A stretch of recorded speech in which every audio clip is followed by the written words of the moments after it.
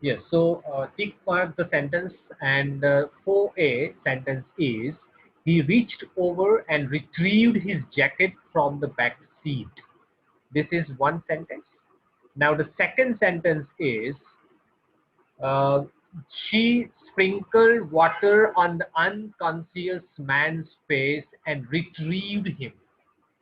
See, અહીંયા word જે use કરેલો છે retrieve, બંનેમાં મિનિંગ તો મળી જાય છે સેન્ટેન્સનો, પણ બંનેમાં કયા સેન્ટેન્સમાં રાઈટ વર્ડ યુઝ થયેલો છે, જે સેન્ટેન્સમાં આ યુઝ કમ્પ્લીટલી થયેલો હોય અને મિનિંગફુલ સેન્ટેન્સ બનતું હોય એવું સેન્ટેન્સ આપણે આઈડેન્ટિફાઈ કરવાનું હોય છે. તો પહેલું જે સેન્ટેન્સ છે એમાં સિચ્યુએશન કઈ છે? જેકેટની વાત છે. He reached over and retrieved his jacket from the back seat. એટલે એનું જેકેટ પહેલા ખોવાઈ ગયું હશે અને પછી મળ્યું, એટલે કે રિટ્રીવ કર્યું, એને પાછું મેળવી લીધું. ખોવાઈ ગયું અને મળી ગયું. That is right. સેકન્ડ સેન્ટેન્સની સિચ્યુએશન કેવી છે જુઓ, કે she sprinkled water, પાણી છાટ્યું કોના ઉપર? on the unconscious man's face, એવા વ્યક્તિના ફેસની ઉપર, મોઢા ઉપર કે જે બેભાન હતો. ઓકે, બેભાન થઈ ગયેલો વ્યક્તિ, એના મોઢા ઉપર પાણી છાટ્યું. and retrieved him. retrieved એટલે એને જીવિત કર્યો એવું કહેવાય એમ તો, પણ એટલા માટે અહીંયા retrieve વર્ડ કમ્પ્લીટલી મિનિંગફુલ નથી. એટલે આ સેન્ટેન્સમાં retrieve ની જગ્યાએ revive આવી શકે. revived આવી શકે past tenseમાં. તો અહીંયા કયું સેન્ટેન્સ રાઈટ છે? સેન્ટેન્સ રાઈટ છે 4A. try to understand. 4A is the right sentence. કોઈક વસ્તુ માટે યુઝ કરવું હોય તો retrieve નો યુઝ કરી શકીએ. કોઈ વ્યક્તિ માટે હોય તો revive નો યુઝ કરીએ. આપણે એવું ના કહી શકીએ કોઈ વ્યક્તિ અનકોન્શિયસ થઈ ગયો છે એને retrieve કર્યો. ના, retrieve ને revive કર્યો એવું કહી શકાય. ઓકે, અથવા reconciliate કર્યો એવું કહી શકાય unconscious માટે. So this is the fourth A and fourth B. Now number 5A and 5B માં જોઈએ આપણે. Gita assured her victory in sports by doing hard work in her practice. Gita એક ગર્લનું નામ છે, એને ખાતરી આપી. assured past tense છે assured નું. her victory in sports by doing hard work in practice. જ્યારે સેકન્ડમાં શું છે? during the disaster, આફતના સમયે. During disaster, the government assured the people that they would be taken care of. આફતના સમયે ગવર્મેન્ટે ખાતરી આપી કે લોકોની સંભાળ લેવામાં આવશે, લોકોની કાળજી લેવામાં આવશે, લોકોની જરૂરિયાતોને સમજવામાં આવશે. તો અહીંયા assured વર્ડ તો બંને જગ્યાએ યુઝ તો થાય છે, but what is the proper use of the word assured? કયું એવું ક્રિયાપદ બંનેમાંથી છે? કયા સેન્ટેન્સમાં એવું ક્રિયાપદ assured યુઝ થયેલું છે કે જે કમ્પ્લીટલી યોગ્ય જગ્યા યુઝ થયેલું છે? કોઈક આનો આન્સર આપશે? બંનેમાં મિનિંગ તો સેમ છે. assured એટલે ખાતરી આપી, તો ગીતા assured આપે છે. Gita assured her victory. તમે કોઈ જીતની ખાતરી આપો. Gita assured her victory in sports by doing hard work. અને બીજામાં છે during the disaster the government assured the people. assured નો યુઝ ક્યારે થાય? કે જ્યારે આપણે કોઈ વ્યક્તિને ખાતરી આપતા હોય કે કઈ વાંધો નહીં, stay back, your work will be done, તારું કામ થઈ જશે, ટેન્શન નહીં લેવાનું. so that is assured. તો અહીંયા પણ ગવર્મેન્ટ લોકોને ખાતરી આપે છે કે ડોન્ટ બી પેનિક, ગભરાવાની જરૂર નથી, we will take care of you, અમે તમારી કાળજી લઈ લઈશું. ઓકે, સો અહીંયા સેકન્ડ સેન્ટેન્સ જે 5B છે, that is the correct sentence for this word assured. Okay, now next sentence is children go to people reluctantly when they are offered chocolates. children go to people, બાળકો લોકો પાસે જાય છે, ખાસ કરીને એવા લોકો કે જે સ્ટ્રેન્જ પીપલ છે, જેને ઓળખતા નથી, અજાણ્યા લોકો છે. રિલેક્ટન્ટલી એટલે હેઝિટન્ટલી, એટલે કે ખચકાટ સાથે, ડરતા ડરતા, બીટા બીટા જાય છે કે આ મને ચોકલેટ આપે છે. ચોકલેટ તો જોઈએ છે પણ બીટા બીટા જાય છે. when they are offered chocolates. second sentence is children go to people reluctantly when they don't know them. See, બેમાં બંને જગ્યાએ રિલેક્ટન્ટલી નો યુઝ થયેલો છે, એટલે હેઝિટન્ટલી નો યુઝ થયેલો છે, અથવા કહી શકાય કે એવો શબ્દ કે જે ખચકાટ બતાવે છે કે બાળકો બંને સિચ્યુએશનમાં માણસો પાસે જાય છે, પણ ચોકલેટ મેળવવાના હોય ત્યારે રિલેક્ટન્ટલી જાય કે જ્યારે જાણતા ના હોય ત્યારે રિલેક્ટન્ટલી જાય? કોઈ કહેશે અહીંયા કયું સેન્ટેન્સ રાઈટ છે? almost the same situation but differently. Yes, Aryan.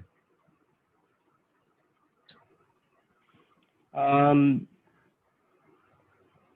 6B આવશે. Children go to people reluctantly when they don't know them. Of course. તો આપણે રિલેક્ટન્ટલી, આપણે સામાન્ય રીતે ચિલ્ડ્રન નહીં પણ આપણે પણ યંગ પીપલ તરીકે પણ આપણે કોઈક વ્યક્તિ સાથે પહેલી વાર મુલાકાત કરતા હોય તો અમુક વાર એવું બને છે કે રિલેક્ટન્ટલી આપણે જઈએ છીએ, ખચકાટ સાથે જઈએ છીએ. અમુક વાર કોઈ ક્વેશ્ચન્સ આપણા માઇન્ડમાં ઊભા થાય છે કે જવું કે ના જવું. તો એ જ રીતે આ તો બાળકો છે. તો અહીંયા ઉપર મારે ચોકલેટ છે. હવે ચોકલેટ શું છે કે કોઈક ઓફર કરે એટલે બાળક શું કરે, ચોકલેટને જુએ ને એટલે વધારે રિલેક્ટન્ટ નથી રહેતો, એ જલ્દીથી જાય છે એના તરફ, ભલે જાણતો હોય કે ના જાણતો હોય. ઓકે, હા, ટ્રેનિંગ આપવામાં આવે બાળકને કે તારે જવાનું નહીં તો બરાબર છે, પણ જ્યારે અનટ્રેન્ડ ચિલ્ડ્રન હોય તો કોઈ પણ વ્યક્તિ જ્યારે ચોકલેટ્સ બતાવે તો પોસિબલ છે કે children run for the chocolates. Okay, now, so second sentence with 6B is the right way of using the word reluctantly. તો reluctantly માં ly નો યુઝ થયેલો છે. જ્યારે ly નો યુઝ થાય તો એ એડવર્બ કહેવાય. ચાર કેટેગરી, મેઇન કેટેગરી છે આપણા શબ્દોની વોકેબ્યુલરીમાં. એમાં એક નાઉન છે, સેકન્ડ છે વર્બ ક્રિયાપદ, થર્ડ છે એડજેક્ટિવ અને લાસ્ટ છે એડવર્બ. તો અહીંયા એડવર્બનો યુઝ થયેલો છે જે ક્રિયાપદના અર્થમાં વધારો કરે. Go reluctantly, go freely, go heavily, go with confidence. આવા બધા શબ્દો જે યુઝ થાય ને એ એડવર્બ કહેવાય છે. કેમ કે એડવર્બનો મિનિંગ, એડવર્બનું ફંક્શન શું હોય છે સેન્ટેન્સમાં કે ક્રિયાપદના મિનિંગમાં વધારો કરવો, એડજેક્ટિવના મિનિંગમાં વધારો કરવો, એટલે એડજેક્ટિવ શબ્દ આપેલો હોય એના મિનિંગમાં વધારો કરવો, અથવા તો પછી બીજા એડવર્બ્સ એટલે એલવાય વાળા શબ્દોના મિનિંગમાં વધારો કરવો. એનું મેઇન ફંક્શન કયું છે? ક્રિયાપદના મિનિંગમાં એક્સટેન્શન કરવું, વધારો કરવો. અહીંયા તમે આટલું પણ કહી શકો, children go to people when they don't know them. પણ રિલેક્ટન્ટલીનો યુઝ કેમ થયેલો છે? કેમ કે એડવર્બ તરીકે યુઝ થાય છે અને બતાવે છે કે આ સિચ્યુએશનમાં બાળકો જતા નથી. Okay, now next one. We should not interfere. We should not interfere in other people's personal problem. આપણે બીજા લોકોના વ્યક્તિગત પ્રોબ્લેમ્સમાં ઇન્ટરફિયર, ઇન્ટરપ્ટ અથવા તો ડિસ્ટર્બ ના થવું કરવું જોઈએ, અથવા બીજા લોકોને એમાં ડિસ્ટર્બન્સ ના કરવું જોઈએ. નેક્સ્ટ છે the interfere of the house well thought out and beautiful. હવે ઘર માટે ઇન્ટરફિયર કઈ રીતે યુઝ કરી શકાય? તો અહીંયા એક્ઝેક્ટલી એકદમ ક્લિયર વર્ડ યુઝ કરેલો છે પહેલા સેન્ટેન્સમાં કે આપણે બીજા લોકોના પર્સનલ પ્રોબ્લેમમાં દખલગીરી ના કરવી જોઈએ. તો અહીંયા ક્રિયાપદ તરીકે જે યુઝ કરેલો છે ઇન્ટરફિયરનો, જ્યારે અહીંયા નાઉન તરીકે યુઝ કરેલો છે ઇન્ટરફિયરનો. તો નાઉન તરીકે generally we can not use the word interfere, we can use the word interfere as the verb. જ્યારે નાઉન તરીકે યુઝ કરવું હોય તો ઇન્ટરફિયરન્સ આવે. ઇન્ટરફિયરન્સ, સમજો, ઇન્ટરફિયર નહીં પણ ઇન્ટરફિયરન્સ. તો ઇન્ટરફિયર બે જગ્યા યુઝ કરેલું છે, but proper right way is in 7A. Okay, next is when the building caught fire. જ્યારે બિલ્ડિંગમાં આગ લાગી, when the building caught fire, people were shouting hysterically to get help.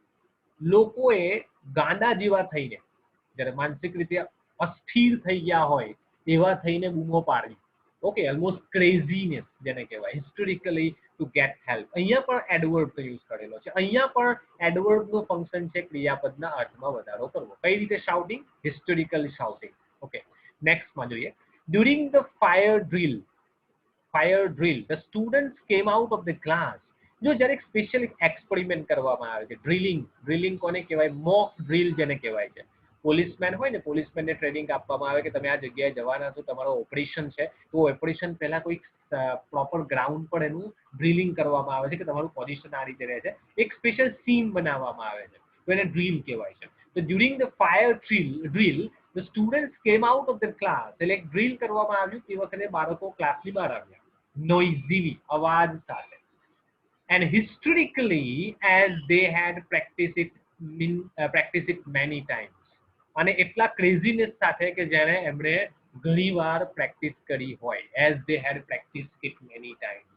તો અહીંયા હિસ્ટોરિકલીનો યુઝ જે થયેલો છે ને પ્રોપરલી ફર્સ્ટ સેન્ટેન્સમાં થયેલો છે. જ્યારે માણસ એવી સિચ્યુએશનમાં ઊભો થાય જ્યારે આજુબાજુ ઓનલી એન્ડ ઓનલી પ્રોબ્લેમ્સ હોય, તો એ સમયે વ્યક્તિની માનસિક સ્થિતિ હિસ્ટ્રિકલ થઈ જાય છે. તો અહીંયા when the building caught fire એટલે એક બિલ્ડિંગમાં રહેતા લોકો છે અને બિલ્ડિંગમાં આગ લાગે છે અને લોકો ક્રેઝી ક્રેઝી એટલે એવું નહીં કે ગાંડા, તો ક્રેઝી એટલે એવા કે જે કંઈ ખબર જ ના પડે કે શું કરવું, હિસ્ટોરિકલી શાઉટિંગ કરે બચાવો, save us. So people were shouting hysterically to get help. Now the ninth one is my grandmother used to, અહીંયા એક લેંગ્વેજ ફંક્શન છે habitual past જે આપણે ડિસ્કશન વારંવાર કરી ગયા છે અગાઉ. My grandmother used to sigh every time she remembered my grandfather who had passed away 10 years ago.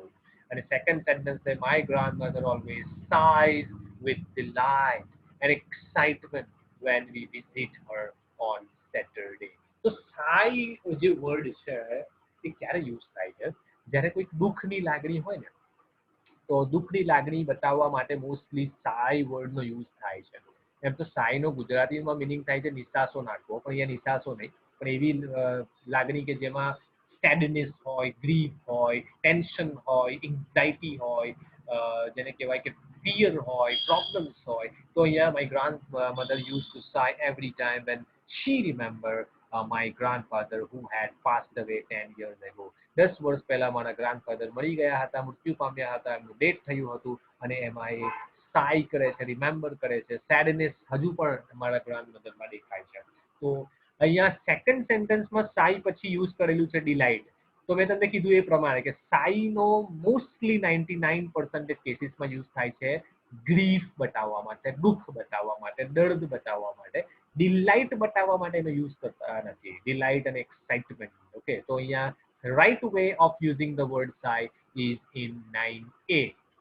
Okay, now the last pair of sentences. The truck ran over A run over પરથી past tense નું form બનેલું છે. run over નો meaning શું થાય સમજો. એક car એક વ્યક્તિના ઉપરથી ચડીને નીકળી જાય અને એની નીચે કોઈક વ્યક્તિનું મૃત્યુ થાય ત્યારે તમે ન્યૂઝપેપરમાં, તમે ઇંગ્લિશ ન્યૂઝપેપર ખાસ કરીને જો સમજતા હશો અથવા તો ન્યૂઝ જોતા હશો તો એમાં સેન્ટેન્સ યુઝ થાય છે કે the car rain over an old man on the busy road. એક બીઝી રોડ પર એક ઓલ્ડ મેનની ઉપરથી કાર ચડી ગઈ અથવા એના ઉપરથી કાર ચાલી ગઈ. So that is what the truck અહીંયા વાત છે. The truck ran over the man's foot. Foot એટલે પગની ઉપરથી ચાલી ગઈ એક truck. And as a result it was mangled it badly.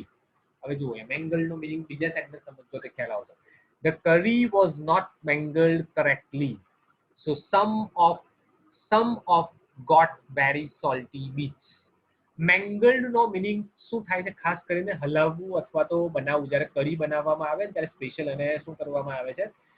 ઉકાળવામાં આવે પહેલા, પછી કહેવાય કે મિક્સિંગ કંઈક કરવામાં આવે, હલાવવામાં આવે જેથી કઢીનો જે સ્વાદ છે પ્રોપર રહી શકે.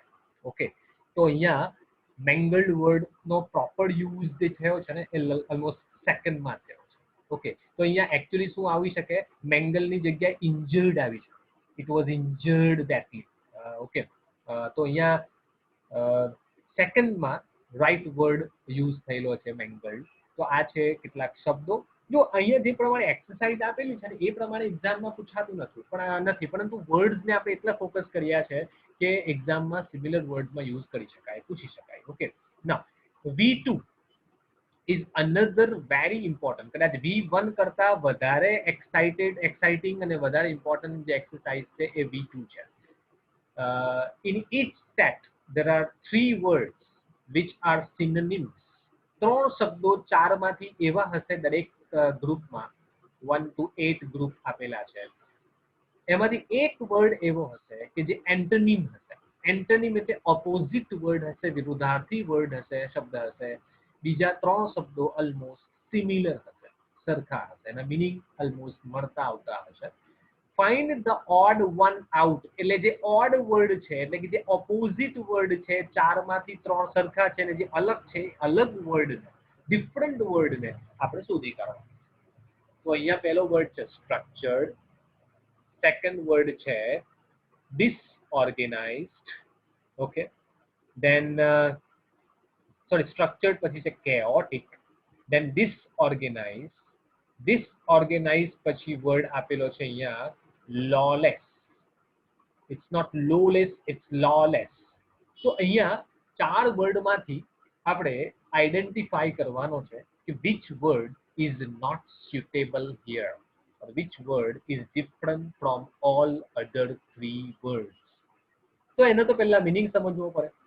તો તમે અહીંયા જોયું છે કે chaotic વર્ડ આપણે વારંવાર ડિસ્કસ કરેલો છે ક્લાસમાં. જ્યારે આપણે સ્ટાર્ટ કર્યું હતું યુનિટ 5 તો એમાં chaotic વર્ડ પર થોડુંક ડિસ્કશન કર્યું હતું કે વોટ ઇઝ chaotic અને chaotic વર્ડ ક્યાંથી આવેલો છે chaos પર. અને chaos નો મીનિંગ થાય છે ઘોંઘાટ, નોઇઝ પરથી chaos વર્ડ આવેલો. તો એક છે chaotic, બીજો છે ડિસઓર્ગેનાઇઝ. બીજો એક મીનિંગ મેં તમને આપેલો હતો કે તમે એક રૂમમાં એન્ટર થાવ છો ને રૂમમાં બધું અસ્તવ્યસ્ત પડેલું હોય છે, ચેર પણ ગમે ત્યાં પડેલી છે, ગમે ત્યાં ટેક્સ્ટબુક પડેલી છે, ગમે ત્યાં બીજી બધી વસ્તુઓ પડેલી છે. સો ધીસ ઇઝ સ્કેટર્ડ બધું છે, વેર વિખેર પડેલું છે. તો એને ડિસઓર્ગેનાઇઝ કહેવાય છે. લॉलेस કોને કહેવાય કે એવી વસ્તુ કે જે નિયમના બિલકુલ વિપરીત હોય, કાયદા અને કાનૂનથી અલગ હોય, અસ્તવ્યસ્ત હોય. તો અહીંયા લॉलेस, ડિસઓર્ગેનાઇઝ અને chaotic 3 વર્ડ એક ફ્રેમમાં મૂકી શકાય, કેમ કે એ ત્રણે 3 વર્ડ એક સિમિલર લાઇનમાં આવે છે, એના મીનિંગ એકબીજા સાથે કનેક્ટેડ છે. ભલે એક પ્રોપર સિમિલર વર્ડ નથી પણ એક લાઇનમાં 3 ને મૂકી શકાય, અલગ અલગ સિચ્યુએશનમાં વાપરી શકાય. chaotic ક્લાસરૂમ માટે વાપરી શકાય, ડિસઓર્ગેનાઇઝ કોઈ એક્ટિવિટી માટે વાપરી શકાય, લॉलेस કોઈક નિયમ માટે વાપરી શકાય. પણ 3 ના મીનિંગ તો સેમ છે, ભલે સિચ્યુએશન ડિફરન્ટ છે. તો અહીંયા એક વર્ડ અલગ પડે છે અને એ છે સ્ટ્રક્ચર્ડ. સ્ટ્રક્ચર્ડ એટલે એવી વસ્તુ કે એવી પરિસ્થિતિ કે એવી સિસ્ટમ કે જેમાં બધું સિમ્પલી એકદમ ક્લિયર કટ હોય, જેમાં કંઈ પણ અસ્તવ્યસ્ત ના હોય. Everything is in right order, proper ક્રમમાં હોય. ફોર એક્ઝામ્પલ 1 પછી 2 છે, 2 પછી 3 છે, 3 પછી 4 છે, તો એને સ્ટ્રક્ચર્ડ કહેવાય છે. પણ જો 1 પછી 5 હોય, 5 પછી 7 હોય, 7 પછી 3 હોય, તો આ અનસ્ટ્રક્ચર્ડ, ડિસઓર્ગેનાઇઝ, લॉलेस કહેવાય છે. તો અહીંયા વર્ડ કયો આવશે? Structured is the right and proper word. Please remember this. Very important group. Now the second group is grab, let go, catch અને snatch. બધા જ ક્રિયાપદો છે. All words are verbs. એમાં પહેલું છે grab. grab એટલે પકડી લેવું, ઝૂંટવી લેવું. Okay, that's grab. Then let go. Second word ત્યાર પછી જુઓ, પછી let go ને જોઈએ. catch. catch એટલે શું? catch એટલે પકડી લેવું. ફોર એક્ઝામ્પલ ખાસ કરીને ક્રિકેટની રમતમાં યુઝ થતો વર્ડ. સ્નેચ એટલે ઝૂંટવી લેવું. જ્યારે અરુણિમા સિન્હાની વાત કરતા હતા in the unit number 1, when we were talking about Arunima Sinha, that her golden chain was snatched by the robbers or the looters or the thugs. જે thugs હતા ટ્રેનમાં ચડી ગયા હતા અને એમની golden chain ને એમણે ઝૂંટવાનો પ્રયત્ન કર્યો. તો એ સમયે snatch વર્ડ યુઝ થયેલો હતો. તો snatch, catch, grab all are in the same line, but let go is not the proper word. So let go એ ઓપોઝિટમાં આવી જાય છે. let go એટલે છુટકારો આપી દેવો, જવા દેવું, છોડી દેવું. leave, that's let go means leave. તો અહીંયા let go એ ઓપોઝિટ વર્ડમાં આવશે. તમે અંડરલાઈન કરી શકો છો અથવા તો નોટ ડાઉન કરી શકો છો. આ બધા વર્ડ ઘણા ઇમ્પોર્ટન્ટ છે. નેક્સ્ટ ગ્રુપ લઈએ number 3, cheer, delight, sad and pleasure. કદાચ અહીંયા તમે આરામથી ઓળખી શકશો. કોઈ કહેશે what is the correct word, correct opposite word here? Yes, Dheeraj from 11 Science, can you identify? Sad. Yes, Dheeraj. Sad. Sad. Okay, so sad is the word. It's not sad but sad, but sad. No problem. Good answer. Wonderful that you have identified. 3 words એકદમ clear line માટે. Pleasure એટલે આનંદ, happiness. Delight એટલે પણ happiness. And cheer એટલે પણ happiness. તો અહીંયા 3 word અને એનાથી અલગ વર્ડ છે. sad, grief, tension, anxiety, problem, trouble. Okay, આ બધા વર્ડ એક લાઈનમાં આવશે. Next is protest, revolt, oppose exactly, and obey. Can anybody identify here? Yes, Muskan from 11 Arts. Can you identify word here? Opposite word. Revolt. Revolt. Okay. Can any other student? Virendra, 11 Commerce.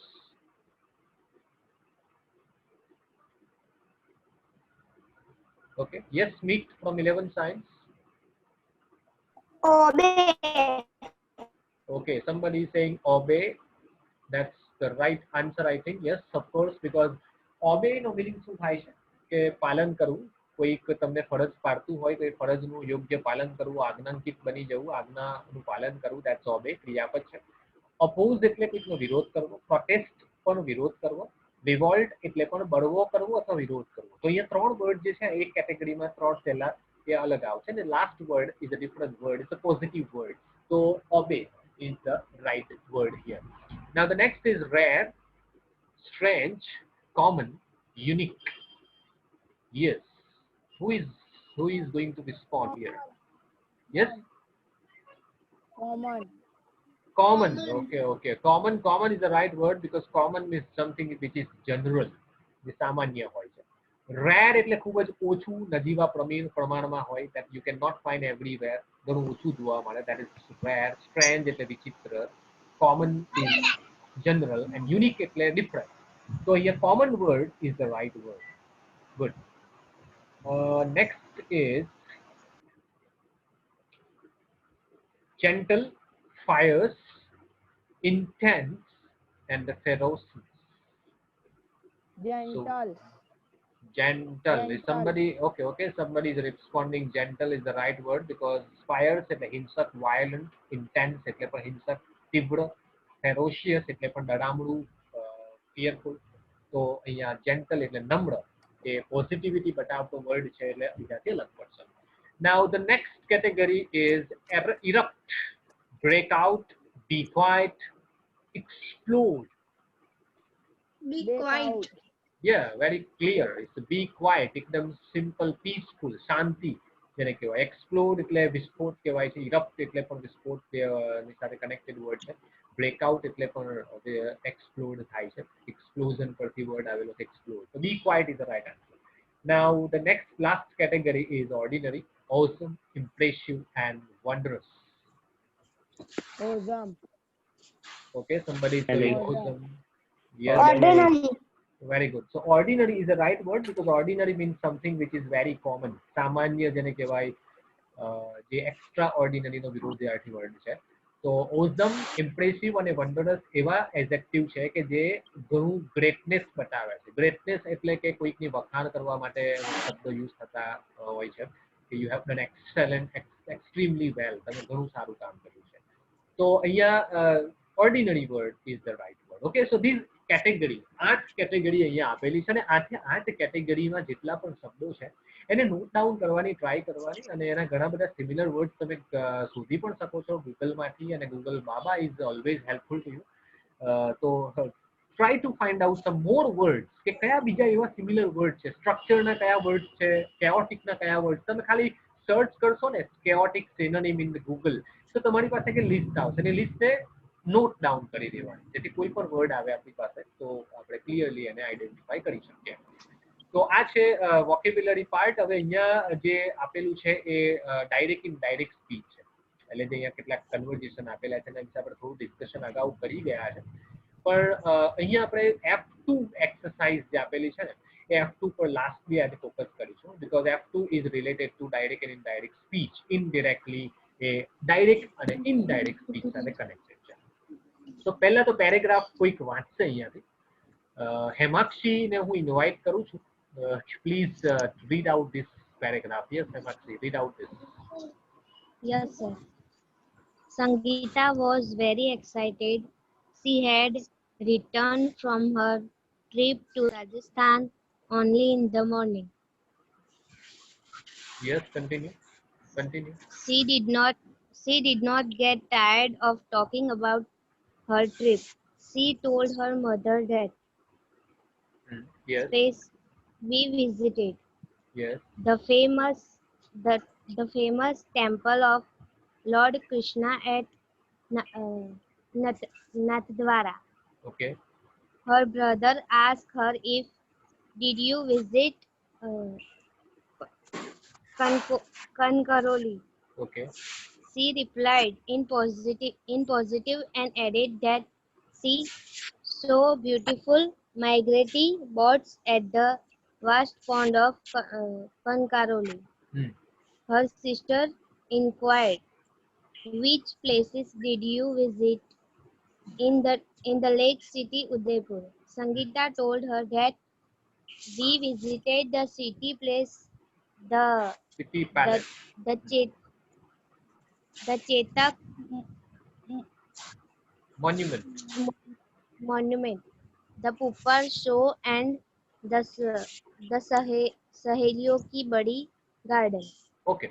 So this is very clear paragraph about direct indirect speech. એટલે exactly એવું નથી આપેલું કે એને આપણે transform કરવાનું છે indirect સ્પીચમાં, પણ અહીંયા કેટલાક બ્રેકેટેડ વર્ડ્સ આપેલા છે અને ઇન્સ્ટ્રક્શન આપણને આપેલી છે કે read the passage, fill in the gaps using appropriate forms of the words. એટલે અહીંયા forms of the words એટલે શબ્દોના જે સ્વરૂપ હોય છે એ સ્વરૂપને બદલીને આપણે આ સેન્ટેન્સીસને કમ્પ્લીટ કરવાના છે. જ્યાં આપણે એને સ્પેસ આપેલો છે, જ્યાં ડોટ ડોટ ડોટ દેખાય છે, ત્યાં આપણે બ્રેકેટેડ વર્ડના ફોર્મ્સને ચેન્જ કરીને એપ્રોપ્રિએટ ફોર્મ્સ એટલે સ્યુટેબલ જે હોય એ પ્રમાણે. તો અહીંયા આપણે સીધા સેન્ટેન્સ પર જઈશું.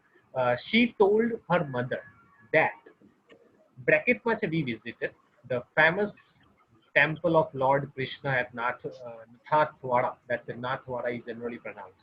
So અહીંયા we visited છે, તો we visited નું ફોર્મ કઈ રીતે ચેન્જ કરીશું આપણે? Can anybody has any idea? તો we visited નું આપણે શું કરીશું?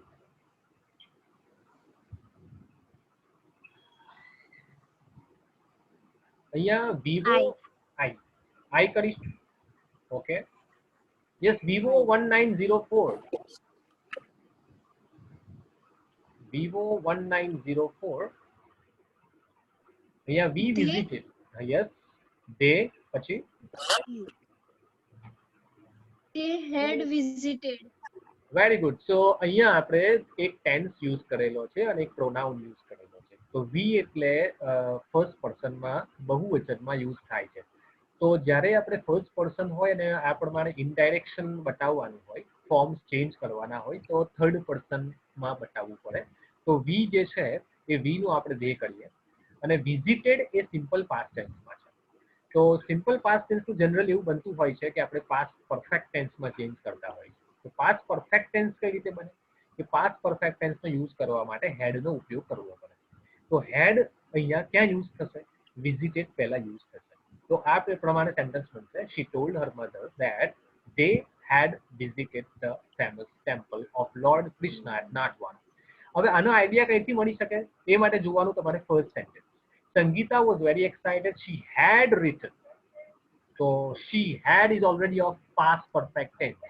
તો એનો મીનિંગ કે પાછળના જે સેન્ટેન્સીસ હશે એ પણ પાસ્ટ પરફેક્ટ ટેન્સીસમાં કન્ટિન્યુ રહી શકે અને રિમોટ પાસ્ટ બતાવે છે. રિમોટ એટલે દૂરનો ભૂતકાળ બતાવે છે. Okay. Now next one is her brother asked her if did you visit Kankroli. That's a different pronunciation. નામ છે એનું કાનક્રોલી પણ pronounce થઈ શકે, કેન્ક્રોલી પણ થઈ શકે. So did you visit that Kankroli or Kankroli? તો અહીંયા કઈ રીતે સેન્ટેન્સ બનશે? Her brother asked her. તો તમે જોઈ શકો છો કે આ ક્વેશ્ચન વાળું સેન્ટેન્સ છે અને ક્વેશ્ચન વાળા સેન્ટેન્સમાં આસ્ક નો યુઝ કરેલો છે, પછી ઇફ નો યુઝ કરેલો છે. હવે અહીંયા ડીડ છે તો ડીડ એ સિમ્પલ પાસ્ટ ટેન્સ છે. સિમ્પલ પાસ્ટ ટેન્સ નું પાસ્ટ પરફેક્ટ થાય. પાસ્ટ પરફેક્ટ થાય એની સાથે સાથે ક્વેશ્ચન વાળું સેન્ટેન્સ સિમ્પલ બને. તો સિમ્પલ બનાવવા માટે કઈ રીતે સેન્ટેન્સ? યસ, કોઈ કે હાથ ઊંચો પડેલો છે અહીંયા બતાવે છે. Dhwani is ready. Yes Dhwani, go ahead. Her brother asked her if she had visited Kankroli. Excellent. તો અહીંયા ક્વેશ્ચન માર્ક નીકળી જશે. વિઝિટ ની આગળ વિઝિટ હેડ આવશે. વિઝિટ નું કરીશું વિઝિટેડ. યુ સેકન્ડ પર્સન છે તો એનું આપણે શી કરીશું. ઓકે, બીકોઝ થર્ડ પર્સનમાં એનો ચેન્જ થશે ને. Her brother asked her if she had visited Kankroli. પછી છેલ્લે ફૂલ સ્ટોપ આવશે. Next sentence, she replied in positive and added that she saw beautiful migratory birds at the vast pond of Kankaroli. Yes. So who will reply this? Aryan, yes. Go ahead. She had seen beautiful migratory birds and the vast pond of Kankroli. Good, very good. So she had seen. Saw is past form, seen is past participle form. So yeah, she replied in positive and added that she had seen beautiful migratory. Migratory એટલે જે સ્થળાંતર કરીને એક જગ્યાએથી બીજી જગ્યાએ આવતા પક્ષીઓ, ઉડીને આવતા પક્ષીઓ હોય છે તેને migratory birds કહેવાય છે. The migratory at the vast Yeah. pond of Kankroli. Now, her sister inquired, which places did you visit in the lake city Udaipur? Yes, any other student?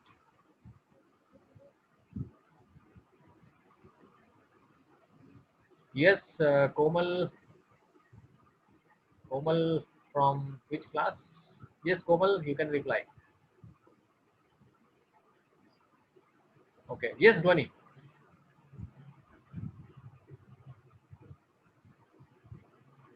Yes, Dhwani. Her sister inquired, which places did you visit? Which Yes. places she which places visited Yes. visited she? Okay. Which places? સમજો અહીંયા. Her sister inquired. Question mark છે એટલે question માર્કનું જ્યારે ઇન્ક્વાયરીનું direct indirect સ્પીચમાંથી આપણે indirect સ્પીચમાં ફેરવતા હોય ને તો પહેલા તો હર સિસ્ટર ઇન્ક્વાયર્ડ WH આપેલું છે એટલે આપણે કનેક્ટર WH જ આવશે વિચ પછી સબ્જેક્ટને શોધવાનો સબ્જેક્ટ શોધવા માટે અહીંયા યુ આપેલું છે યુ એ કોણ છે સિસ્ટર માટે યુઝ કરેલું છે હર સિસ્ટર ઇન્ક્વાયર્ડ હર સિસ્ટર એટલે જે પહેલી સિસ્ટર હતી એની વાત છે her sister inquired which place she had visited. Which places she had visited? સમજો અહીંયા પહેલા she મૂકવું પડે કેમ કે સિમ્પલ સેન્ટેન્સ માટે પહેલા સબ્જેક્ટ જોઈએ તો સબ્જેક્ટમાં she આવશે પછી had આવશે had પછી આવશે visit નું visited પછી full stop question mark નહીં આવે. That's clear. Now the last sentence, Sangeeta told her that we visited the city palace, the Chetak Monument, the puppet show, and the Sahelio Ki Badi Garden. That's the sentence. So, who will respond? They had visited the city Palace. Okay. the Chetak Monument. Okay, right. So here sentence બનશે કે they had visited because we a first person છે તો first person નું third person થશે they visited નું had visited the city palace, the Chetak Monument, the puppet show, and the Sahelio Ki Badi Garden. That's the end of this exercise and that's the end of today's class. So હવે સમજો કે 1 minute છે તો હું તમને કેટલીક instruction આપું. હું 50 માર્ક્સની એક MCQ ટેસ્ટ ક્વિઝ તૈયાર કરી રહેલો છું.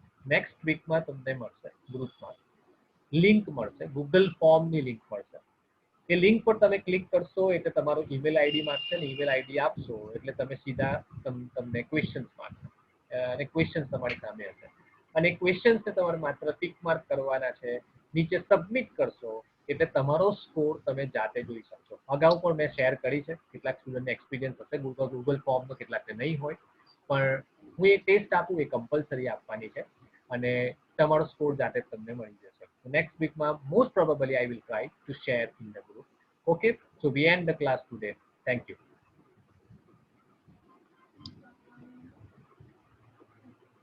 You can leave now.